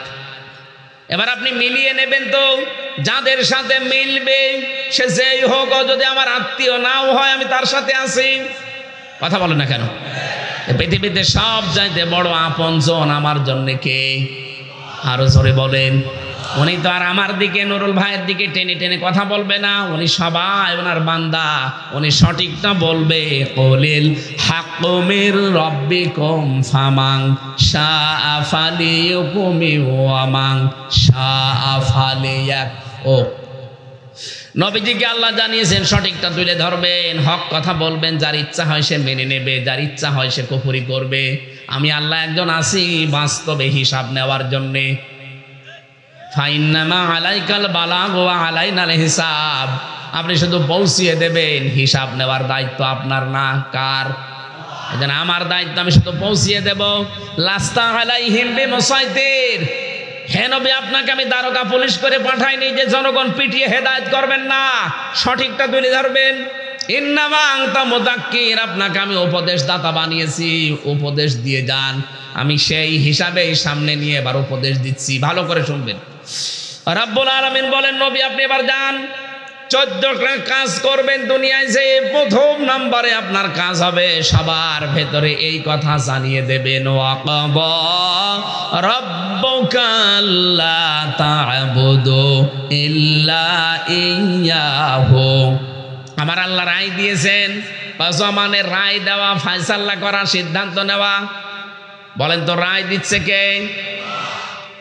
বিশাল বিশাল মানে রায় দেওয়া শব্দটা ছোট মনে হলেও এর ভেতরে কত কথা আছে জানেন? এই বাংলাদেশে রায় আমরা দেখি বিভিন্ন প্রকারের হয়। এই গাজীপুর জেলার, এটা গাজীপুরের ম্যাজিস্ট্রেট কোর্ট থেকে যদি আপনার বিরুদ্ধে রায় আসে, আপনি কি বলতে পারবেন আমি মানি না? না, পারবেন না। আপনি এতটুকু বলতে পারেন যে আমি ন্যায় বিচার পাইনি, আমি আরেকটু উপরে যাব। যান আপনি জজ কোর্টে যান, গাজীপুরের জজ কোর্ট থেকে রায় আসবে আপনার পক্ষে বিপক্ষে, আপনি বলতে পারবেন না মানি না, তাহলে রাষ্ট্রদ্রোহী মামলা হবে। এতটুকু বলার ক্ষমতা আছে যে আমি ন্যায় বিচার পেলাম না, আমি আরো উপরে যাব। তখন আর গাজীপুরে হবে না, যাওয়া লাগবে কোথায়? ঢাকায় হাইকোর্টে। হাইকোর্ট থেকে আপনার বিরুদ্ধে রায় যদি আসে, আপনি বলতে পারবেন না মানি না, এতটুকু বলতে পারবেন যে আমি ন্যায় বিচার পেলাম না, আমি আরো উপরে যাব। যান সুপ্রিম কোর্টে যান, ওখানে আবার 2 ভাগ আছে। বাংলার প্রধান বিচারপতি যিনি সুপ্রিম কোর্টে বসে আছেন, উনি যদি একবার রায় দিয়ে দেয়, আপনি না, এদেশের 18 কোটি মানুষ মেনে নিতে বাধ্য। এবার যদি বলেন মানি না, হয় জেলখানা নাই, দেশ থেকে তাড়িয়ে দেবে। কথা বলছেন না কেন? এই দেশের রায় কয় প্রকার দেখলাম? 4 প্রকার। বলেন বলুন। ম্যাজিস্ট্রেট কোর্ট, জজ কোর্ট, হাইকোর্ট, সুপ্রিম কোর্টে আবার 2 ভাগ, সব মিলে 5 প্রকার হয়। আল্লাহ পাক বলেন আমারও আছে রায়। আল্লাহর রায় নেই? আল্লাহ এখানে রায় দিচ্ছেন 14টা রায়। প্রথম রায়, ইল্লা ইয়াহু, আমি ছাড়া কারো ইবাদত করা যাবে না। এখন ইবাদত কি? শব্দটা ছোট, ব্যাপক অর্থবোধক একটা শব্দ। আমার তো ইবাদত এই শব্দের ভেতরে আমি তাফসীর পড়ে দেখেছি দুনিয়া আখিরাত সবের ভেতরে। আল্লাহ রাব্বুল আলামিন বলেন আমি রায় দিলাম আমার ছাড়া কারো ইবাদত করবা না। তাহলে ইবাদতটা কি? আল্লাহর হুকুম, রাসূলের তরিকা, এটার নাম ইবাদত। এটার নাম কি? আমি আপনি কোনো কাজ ভালো মনে করলে ওইটা ইবাদত হবে না। দেখা লাগবে ওর ভেতরে আল্লাহর হুকুম আছে কিনা, আর রাসূলের তরিকা আছে কিনা। বাংলাদেশে বহু কাজ আছে এমন দেখতে ভালো মনে হয়, কিন্তু আল্লাহর হুকুমও নেই, রাসূলের তরিকাও নেই। এরকম ইবাদত দেশে নেই। এই যে তাহেরি ভাই যে জিকিরটা করে বলেন তো, ইয়ালি বাবা, কেল্লা বাবা, ফাতে বাবা, শালি বাবা, ন্যাংটা বাবা, দয়াল বাবা যা করছে এগুলো কিন্তু ইবাদত মনে করেই করে। বলেন বলেন। আল্লাহর কোন হুকুম আছে? রাসূলের তরিকা এভাবে ছিল। সুতরাং ওটা যত সুন্দরই লাগুক, মনে করেন না এত সুন্দর করে নাচে। সুন্দর করে কেন? ও যদি যত নর্তকী আছে সবাইকে নিয়ে একসাথে নাচে, তা ওর মতো জিকির করা। কথা বলেন না কেন? আমি একটা উদাহরণ বললাম মাত্র। এরকম পৃথিবীতে বহু জিনিস আমরা আন্দাজে মনে করিয়ে দেখতে তো ভালোই লাগে। আমি আবার বলছি, দেখতে ভালো লাগলেই হবে না, ওর ভেতরে হুকুম থাকা লাগবে কার? আরো জোরে বলেন। তরিকা থাকা লাগবে কার? 20 শতাব্দীর একজন মুজাদ্দিদ সাইয়্যিদ আবুল আলা মওদুদী রাহমাতুল্লাহ আলাইহি, তিনি বলেছিলেন যে আমি ইসলাম মানতে গিয়ে দেখলাম আল্লাহ কি বলেছে, রাসূল কি করেছে। আমি কোনোদিন এইটা দেখিনি যে আমার বাবা কি বলেছে, আমার দাদা কি করেছে, তাহলে আমি পথ পেতাম না।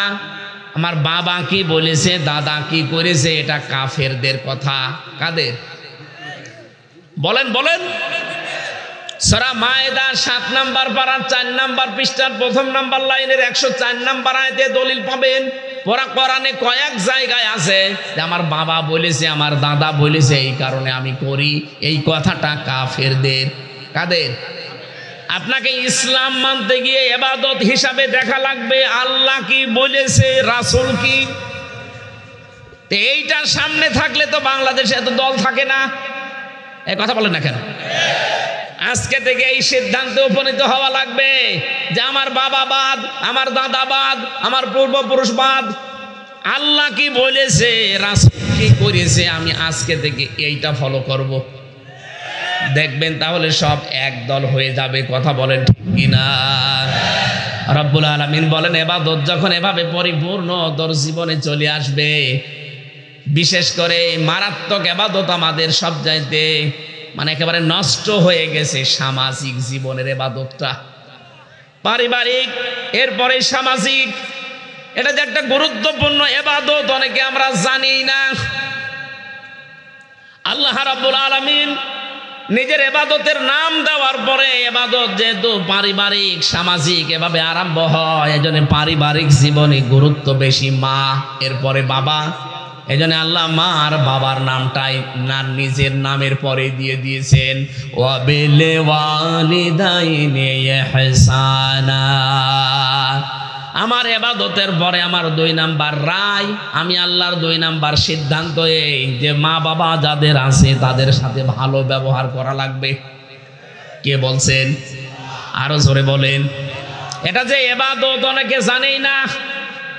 মা বাবার খেদমত করা, তাদের কথা মতো চলা, জায়েজ কথা মেনে চলা, তাদের পেছনে খরচ করা, এটা যে ইবাদত অনেকে জানেই না। মনে করে খরচ করাও ইবাদত। হ্যাঁ, আপনি খরচ করবেন কোথায় সেই তালিকা আল্লাহ নিজে বানিয়েছেন। সূরা বাকারা 2 নম্বর পারা 12 নম্বর পৃষ্ঠার 13 নম্বর লাইনের 213 নম্বর আয়াতে আছে, 215 নম্বর আয়াতে আছে, ইয়াসআলুনাকা মাযা ইউনফিকুন কুল মা আনফাকতুম মিন খায়রিন ফালিল ওয়ালিদাইনি ওয়াল আকরাবিন ইলা আখিরি আয়াত।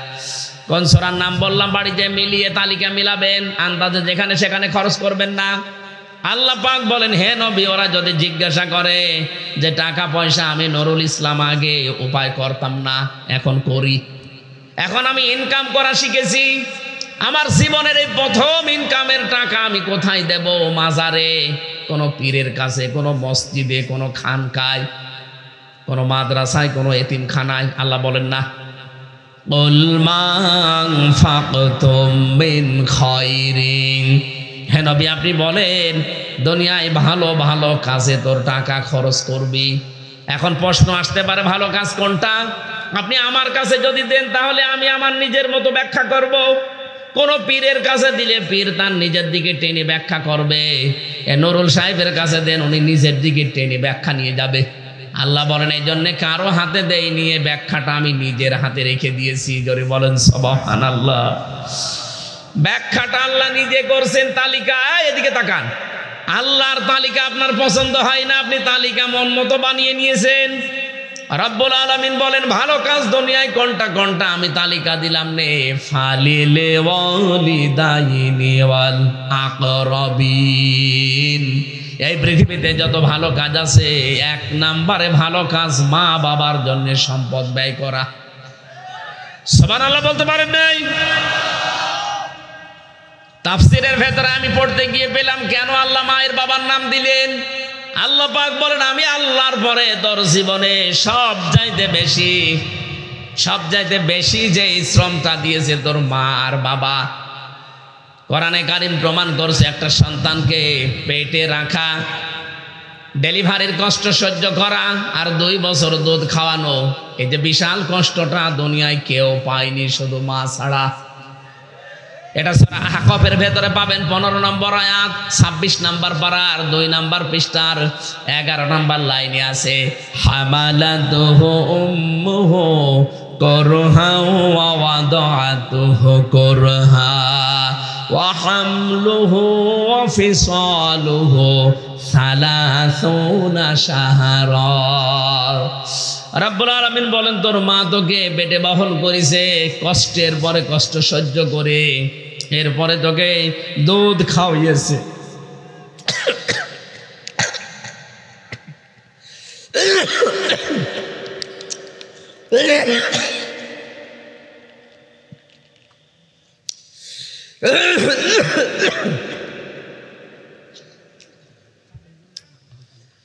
জিকির করেন সুবহানাল্লাহ।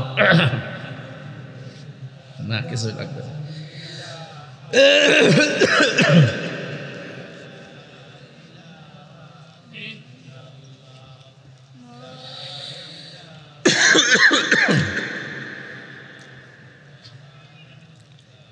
কি করেন আপনারা? জিকির করেন সুবহানাল্লাহ।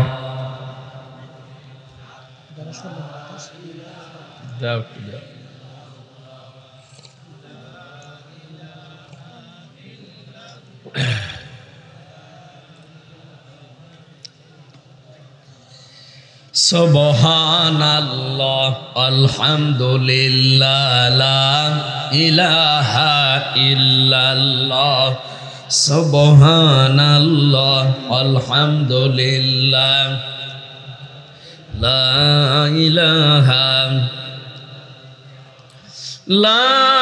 ইলাহা ইল্লাল্লাহ মুহাম্মাদুর রাসূলুল্লাহ। গাজীপুর বাসে আল্লাহ পাক প্রথমে মায়ের নাম এই জন্য দিয়েছেন, পেটের ভেতরে যে আপনাকে 6 থেকে 10 মাস 10 দিন পর্যন্ত আপনি 6 মাসেও দুনিয়ায় বৈধভাবে আসতে পারেন। এর ভেতরে 7 মাস 8 মাস 9 মাস সর্বশেষ 10 মাস 10 দিনে এরপরে এদিকে আপনাকে কমপক্ষে 24 মাস পর্যন্ত দুধ খাওয়ানো লাগে মায়ের। বিজ্ঞান এখন প্রমাণ করছে কষ্টের যে মাত্রা আছে, কষ্ট মাপার একটা যন্ত্র আছে। ডেলিভারির সময় যে কষ্টটা মা পেয়েছে, আমার এই মুখ দেখতে গিয়ে, এ নুরুল সাহেবের মুখ দেখতে গিয়ে তার মা, নবীজি বলেন কষ্ট যে পায় বিজ্ঞান এখন প্রমাণ করেছে 57 ইউনিট কষ্ট সহ্য করা লাগে একটা সন্তানের জন্যে। অথচ এখানে যত শক্তিধর পুরুষ আমরা আছি, সর্বোচ্চ 45 ইউনিট কষ্ট দিলে আপনি জায়গায় মরে যাবেন। মাত্র 45 ইউনিট, এরপর আর পারবেন না। আমার মা, আপনার মায়ের দুনিয়াতে মুখ দেখতে গিয়ে আমাদের এই মুখকে 57 ইউনিট কষ্ট সহ্য করেছে। 32টা হাড় এক জায়গায় রেখে যদি কেউ লোহা দিয়ে বাড়ি দেয়, একবারে 32টা হাড় ভেঙে গেলে যেরকম কষ্ট হয়, মায়ের ওই কষ্ট একদিনে হয়েছে। আর রব্বুল আলামিন বলেন এই জন্য মায়ের খরচটা আমি প্রথমে 3 গুণ বাড়িয়ে দিলাম। দুনিয়াতে যদি কেউ প্রশ্ন করে সাহাবীর কাছে, সাহাবী যদি প্রশ্ন করতেন রাসূলের কাছে, হে নবী খরচ করব কার কাছে, নবীজি বলেন মায়ের জন্যে, এরপরে মায়ের জন্যে, এরপরে মায়ের জন্যে, এরপরে 4 নাম্বারে গিয়ে বাবার জন্যে। অথচ আজ পারিবারিক জীবনে ইবাদতটা আমাদের অনেকের জীবনে আমরা পাচ্ছি না। কি আলেম বলেন আর কি জালেম বলেন আর কি সাধারণ মানুষ বলেন। আমি সে 18-19 সালের দিকে আমার এক বন্ধুর কথা বলতাম আমি শিক্ষার জন্যে। আমি বলছি আপনাকে স্মরণ করাতে, ছেলেটা লেখাপড়া করেছে, বিশ্ববিদ্যালয় থেকে অনার্স মাস্টার্স করে বিসিএস ক্যাডার হয়ে বড় একটা চাকরিও পেয়েছে ঢাকাতে। তো মা আর বাবা এই দুইজনেই গ্রামে থাকে। শেষ পর্যন্ত সংসার চালাতে গিয়ে হিমশিম খেয়ে বাবা একটা রিক্সা ভাড়া নিয়েছে। এই যে গাজীপুর থেকে যে বাসগুলো মনে করেন কাপাসিয়ায় আসে, এখান থেকে 1-1.5 কিলো 2 করে ভেতরে যাওয়া লাগে একটা গ্রামে। এখানে এসে বাসে নামিয়ে দেয় রাত 12টা 1টা 2টায়। ওইটার ভাড়া মারলে একটু ভাড়া বেশি হয়। কিন্তু হঠাৎ করে মা অসুস্থ হয়ে বিছানাগত, অনেক দিন ধরে পড়ে আছে। উনি যা উপায় করে ওই টাকাগুলো শুধু ওই ঔষধ কিনতে শেষ। অত বেশ আরামে আছে একটা ধনীর মেয়ের সাথে লাভ ম্যারেজ করে, বউটা আবার আধুনিক। ডাক দিয়ে বলেছে তোমার ওই গরিব মা বাবার পরিচয় দেওয়া যাবে না, তুমি আমারে নিয়ে যদি থাকতে চাও বাড়িও যেতে পারবা না। স্ত্রীর মন রক্ষা করতে গিয়ে শেষ পর্যন্ত বলছে ঠিক আছে আমি আর যাব না। অনেক দিন পর্যন্ত হয়ে গেল, কি গো খবরও আসে না, ছেলেটা কি বেঁচে আছে মরে গেছে কোনো খবরও নেই।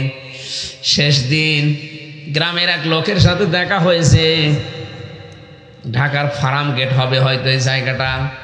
জিজ্ঞাসা করছে ভাই আপনি তো খুব আরামে আছেন, টাই টুই পরে ভালোই মনে হচ্ছে, কিন্তু আপনার মা কয়দিন পড়ে আছে, বাবা অসুস্থ, একটু শেষ দেখা দেখে আসবেন। স্ত্রীর কাছে অনুমতি চাইতে গেছে, বলে না যাওয়া যাবে না, তুমি যদি যাও তোমার আমি ডিভোর্স দিয়ে দেব। ঠিক আছে ডিভোর্সের গুলি মারি, আমার মাই বাঁচে না বাবাই বাঁচে না, তোর ডিভোর্স নিয়ে করবো কি। রাগ করে ওই রাতে বাড়ি চলে এসেছে। রাত 1টা-1:30টার দিকে যখন বাস থেকে নামিয়ে দিয়েছে, কোনো রিক্সা নেই, কোনো ভ্যান নেই, একটা রিক্সা দূরে কাঁপতেছে। এক বুড়া মানুষ কাছে গিয়ে বলে মুরব্বী যাবেন কোথায়? অমুক পাড়ায়। কার বাড়িতে? নুরু মিয়া। ঠিক আছে চলেন উঠেন। কাছে গিয়ে তাকিয়ে দেখে নিজের ছেলে, চিনে ফেলবে, অপমান হবে বাসের লোকজনের সামনে, এখানে চাদর দিয়ে মুখটা ঢেকে নিয়েছে। যেতে যেতে কিছুক্ষণ যায়, যেহেতু শরীরে সেরকম শক্তিও নেই,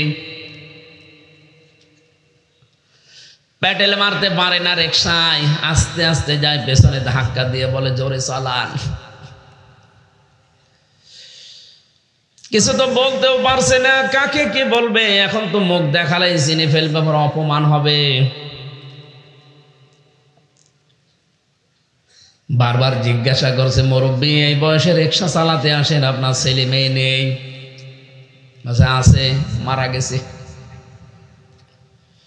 কিছু দূর যাবার পরে বলছে আর একটু জোরে চালান, এভাবে চালালে হয়, আমার তাড়াতাড়ি বাড়ি যাওয়া লাগবে। চালাতে যখন পারে না, পিঠের উপরে দিয়েছে একটু জোরে ধাক্কা, মুরব্বি হুবড়ি খেয়ে গেছে পড়ে, রিকশা থেকে পড়ে গেছে পা কেটে। কষ্ট করে উঠে ডাক দিয়ে বলছে, বাবাজি আপনার মোবাইলের লাইটটা একটু বের করেন তো।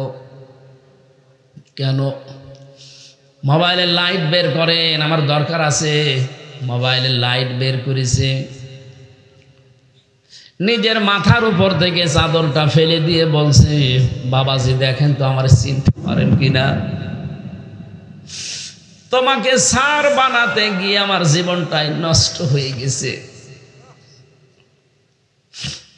তোমার মা আজ কতদিন পড়ে আছে, ঔষধের পয়সা নেই, আমি যা উপায় করি এগুলো দিয়ে ঔষধ কিনতে শেষ হয়ে যায়। কত বছর হয়ে গেল তুমি চাকরি পেয়েছো শুনেছি, কিন্তু কোনোদিন খোঁজ নাওনি। ও সন্তান, তোমাকে তো অফিসার বানাতে গিয়ে তোমার মা মানুষের বাড়িতে বাড়িতে ঝিয়ের কাজ পর্যন্ত করেছে। পরীক্ষার ফিস দিতে পারছিলে না মাস্টার্সে, আমি ভিক্ষা করে করে টাকাগুলো তোমার হাতে 4,500 টাকা ধরিয়ে দিয়েছি। যা কিছু করলাম সব তোমাকে এই অফিসার বানাতে গিয়ে, স্যার বানাতে গিয়ে। তোমার মাছ বিছানাগত, আর আমি এই রিক্সাটা ভাড়া নিয়েছি। বারবার জোরে চালাতে বলো, চালাবো কি করে? সারাদিন প্রায় আমি না খাওয়া, আমার শরীরে শক্তি বলতে কিচ্ছু নেই। তুমি যখন দ্বিতীয়বার আমারে ধাক্কা দিলে আমি আর কন্ট্রোল করতে পারি নাই, পড়ে আমার পা কেটে গেছে। ছেলেটা রিক্সা থেকে নেমে বলছে, আমাকে মাফ করে দেন। চলেন জলদি করে বাড়ি চলেন। বাড়ি যেয়ে দেখে বাড়ি পৌঁছানোর 10 মিনিট আগে ওর মা মারা গেছে।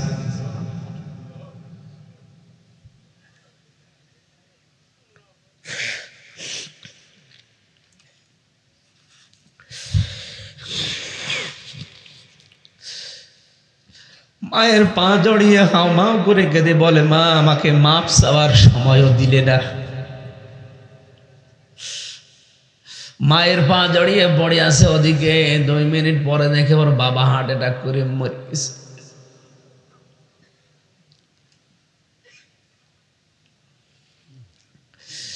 মা বাবাকে জড়িয়ে বলে, দুনিয়াতে যে মাপ চেয়ে যাবো সেই সুযোগটাও পেলাম না, তোমরা তো চলে গেলে, আমার কপালে এখন আগুন লেগে গেছে।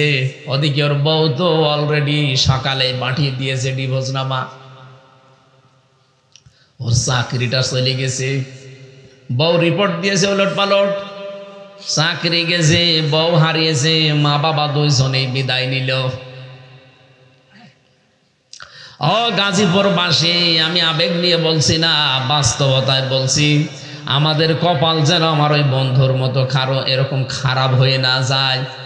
নবীজি বলেন, হোমা জান্নাতুকা হোমা নারুকা, মা বাপ তোর জান্নাত, মা বাপ তোর জাহান্নাম।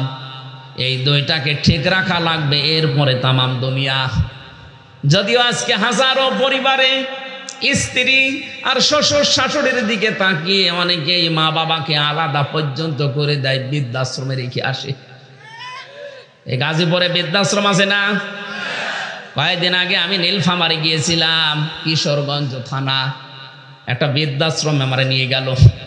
এইদিকে 25 জন মা, এইদিকে 25 জন বাবা বসে আছে, সব মুরব্বী। তাদের চোখের দিকে তাকিয়ে আমি দেখতে পেয়েছি প্রত্যেকেই তার সন্তানের জন্য বরদোয়া দিচ্ছে। আরে ভাই, তাদেরও তো আমার মতো ছেলে মেয়ে আছে, কথা বলেন না কেন? আমি 2 জনের সাথে কথা বললাম, একজন বলছে আমার ছেলে ডিসি, আর একজন বলছে আমার ছেলে আমেরিকায় থাকে। অথচ আমার বৌমার কথা মতো আজকে আমাদেরকে এই বৃদ্ধাশ্রমে রেখে গেছে 3 বছর। খেয়ে না খেয়ে এই অবস্থায় পড়ে আছি, শুকনা কঙ্কাল হয়ে গেছে দেখলাম। বলেন তো, ডিসি হোক আর আমেরিকায় না, ও যদি জান্নাতেও চলে যায় আল্লাহ জান্নাত থেকে বের করে দেবে না? আল্লাহ এইটা জানিয়েছিলেন নবীজিকে এই রজব মাসে, পৃথিবীতে যে আগে আমার ইবাদতের পরে পারিবারিক জীবনে আগে মা বাবা, এইটা ঠিক রাখতে বলবেন আপনার উম্মতদেরকে। তাহলে পৃথিবী কল্যাণময় রাষ্ট্র পাবে। এই জন্য এই বাংলাদেশকে যদি আমরা কল্যাণময় রাষ্ট্র হিসাবে দেখতে চাই, সামনে পারিবারিক জীবনের বন্ধনটা আরো অটুট করা লাগবে। আজ হাজারো বৌমার কারণে সন্তান পেরিয়ে দেয় না, শেষ পর্যন্ত আলাদা করে দেয়। আমি রাঙ্গামাটি গিয়েছিলাম একবার লংগদু থানায় মাহফিলে।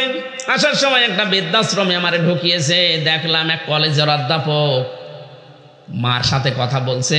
ওর মা ওকে বলছে, যখন আমি মরে যাব তখন এই ফ্যানটা মাথার উপর থেকে পাল্টিয়ে নতুনটা লাগাবি। মা বলছে, ছেলে বলে, মা গো তুমি তো মরেই যাবে, তখন আবার ফ্যান কি করবা? বলে না, দরকার আছে। আমি আজ 3 মাস এখানে আছি, এই ফ্যানটা ঘরে না। বারবার কর্তৃপক্ষকে বলেছি, ওরা ভালোটা লাগিয়েও দেয় না, কারণ তুই টাকা পয়সা ভালো করে দিয়ে যাস না। আমার তো মনে হচ্ছে তুই আমার সাথে যা করলি, কিছুদিন পরে ঠিক তোর সন্তান তোর সাথে এটাই করবে। তোর তো আবার ফ্যান ছাড়া ঘুম হয় না, তোর তো ছোটবেলায় বাতাস ছাড়া ঘুম আসাতে পারতাম না, এখানে ফ্যান ছাড়া ঘুমাতে পারবি না, এই জন্য আগেই ফ্যানটা পাল্টিয়ে দিবি, তোর ভালোর জন্য বললাম। এ কথা বলেই দেখি আমি ওর সামনে পেছনে দাঁড়িয়ে, ওর সামনে ওর হাতের উপরের মা মরে গেল। হাও মা করে কেঁদে বলছে, হুজুর আমার দিকে তাকাবেন না, এ দোষ শুধু আমার একা না, এ দোষ আমার বউর। 3 মাস আগে আমার বউ আমার সাথে ঝগড়াঝাটি করে বলেছে, এই বুড়ি যদি বাড়ি থাকে তোর ভাত আমি খাবো না।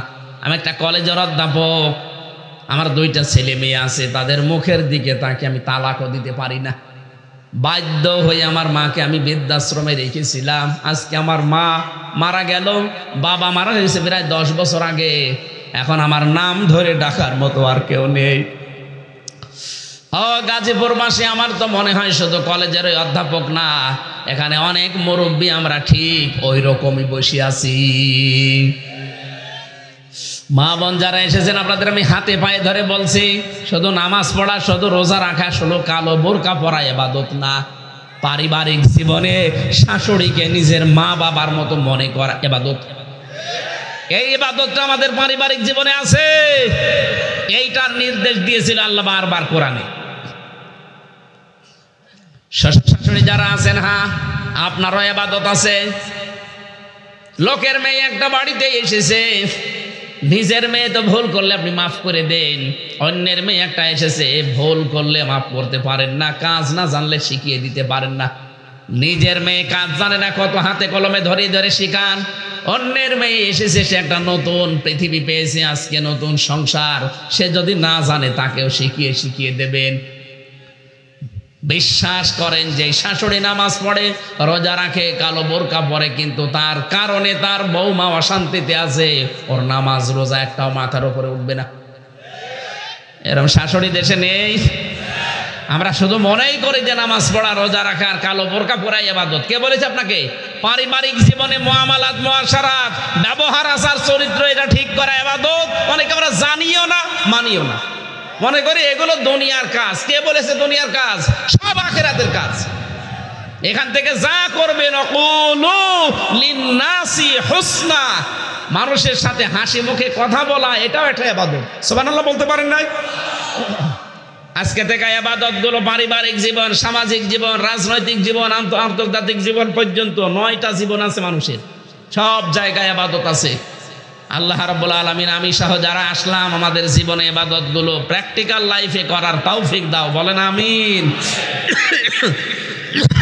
না, শরীর অসুস্থ হয়ে যাচ্ছে, আমি এই 2টা পয়েন্টই রাখলাম।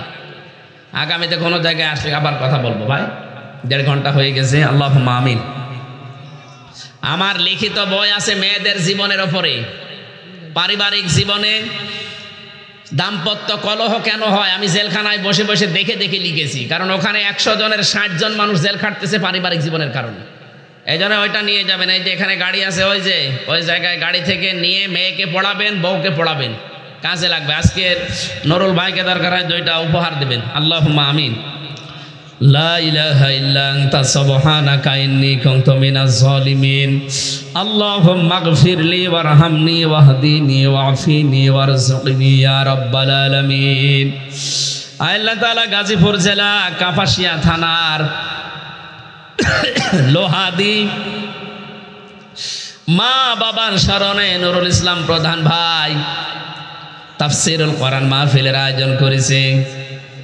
এক একটা অক্ষরে 10টা করে নেকি হয়। যত অক্ষর আমরা এখানে তেলাওয়াত করেছি প্রত্যেকটা অক্ষরের 10টা না 700 গুণ সওয়াব বৃদ্ধি করে তার মা বাবার কবরে পৌঁছিয়ে দাও। এ মাহফিলের আয়োজন করতে গিয়ে যারা শ্রম দিল, যত যুবককে দেখলাম স্বেচ্ছাসেবকের দায়িত্বে আছে, প্রশাসনের ভাইরা এসেছে মাহফিলকে কন্ট্রোল করার জন্যে, শৃঙ্খলা ঠিক রাখার জন্যে, নিজেদের মা বাবা আত্মীয় স্বজন স্ত্রী পুত্র ছেড়ে যারা বাংলার বিভিন্ন জায়গায় দেশ এবং দশের দায়িত্ব পালন করে, এই প্রশাসন সহ যারা আজকের দায়িত্বে আছে প্রত্যেকের দায়িত্ব তুমি ইবাদত হিসাবে মেনে নাও। আজকের মাহফিলের সভাপতি মাওলানা আব্দুল কাদেরকে কবুল করো। আল্লাহ তাআলা যার আয়োজনে বিশাল খেদমতি দিয়ে আঞ্জাম দিলেন, তোমার বান্দা নুরুল ইসলাম প্রধান, তার জীবনটাকে তুমি ওমরের মতো কবুল করে নাও। তার স্ত্রী সন্তান যেগুলো দিয়েছো আল্লাহ সেগুলো সহি সালামতে রাখো। তাকে যে সম্পদ দিয়েছো আল্লাহ তুমি ইসলামের জন্য ইসলামের কাজে ব্যয় করার তৌফিক দিও। এই বাড়িটার ওপরে তোমার রহমত নাজিল করো, আসমান জমিনের বালা মুসিবত থেকে, দুশমনের দুশমনি হিংসুকটাকে বাঁচাও। এই মাহফিলে যত আলেম এসেছে আলেমদেরকে আলেম হিসাবে মঞ্জুর করে নাও। সম্মানিতা মা বোনেরা আমাদের চাইতে অনেক বেশি উপস্থিত হয়েছে, আল্লাহ মেয়েদেরকে তুমি খাদিজাতুল কুবরার মতো বানিয়ে দাও। তাদের পেটে তুমি হযরতে হাসান হোসাইনের মতো নেককার সন্তান দান করো। কত মেয়েরা অসুস্থ আল্লাহ তুমি শেফায়ে কামেলা আজেলা দান করো। 3টা বছর জালেমের জেলখানায় আমি নিজে অসুস্থ হয়ে পড়েছি, আল্লাহ স্বাভাবিক হচ্ছে না শরীর, মুসাফির অবস্থায় আছি, মেহেরবানি করে তুমি আমার শরীরটাকে আগের অবস্থায় ফিরিয়ে দাও। মুক্ত জীবনে যখন ফিরিয়েই দিয়েছো আল্লাহ, কোরআনের হক কথাগুলো সহজ সরল ভাষায় বলার তৌফিক দান করো। তোমার বান্দা বান্দীদেরকেও তুমি সহজ সরল ভাবে বোঝার সুযোগ করে দাও। আল্লাহুম্মা গফিরলি ওয়ারহামনি ওয়াহদিনি ওয়াফিনি ওয়ারযুকনি ইয়া রাব্বাল আলামিন। যত মুরব্বী এসেছে দাড়ি পাকা, আল্লাহ মুরব্বীদেরকে তুমি হযরত আবু বকরের মতো বানিয়ে দাও। মাওলানা নজরুল ইসলাম তথা ভাই সহ কত মুরব্বী এখানে আমিন আমিন করছে আল্লাহ। যে যুবক ভাইগুলো এসেছে সালাউদ্দিন ভাই সহ যত যুবকেরা এসেছে যুবকদেরকে মঞ্জুর করো। এলাকায় মাটির নিচে যত মানুষ ঘুমিয়ে আছে কোরআনের ইজ্জতে কবরগুলো জান্নাত বানিয়ে দাও। মনের ভেতরে যার যে কামনা বাসনা আছে আমাদের জায়েজ আশাগুলো পূরণ করে দাও। চর্ম চোখে যেন দেখতে পাই বাংলার জমিন কোরআন দিয়ে চলছে। আলহামদুলিল্লাহি রাব্বিল আলামিন। মরণ আসলেই যেন সেজদা অবস্থায় পড়তে পারি লা ইলাহা ইল্লাল্লাহু মুহাম্মাদুর রাসূলুল্লাহ। আসসালামু আলাইকুম ওয়া রাহমাতুল্লাহ।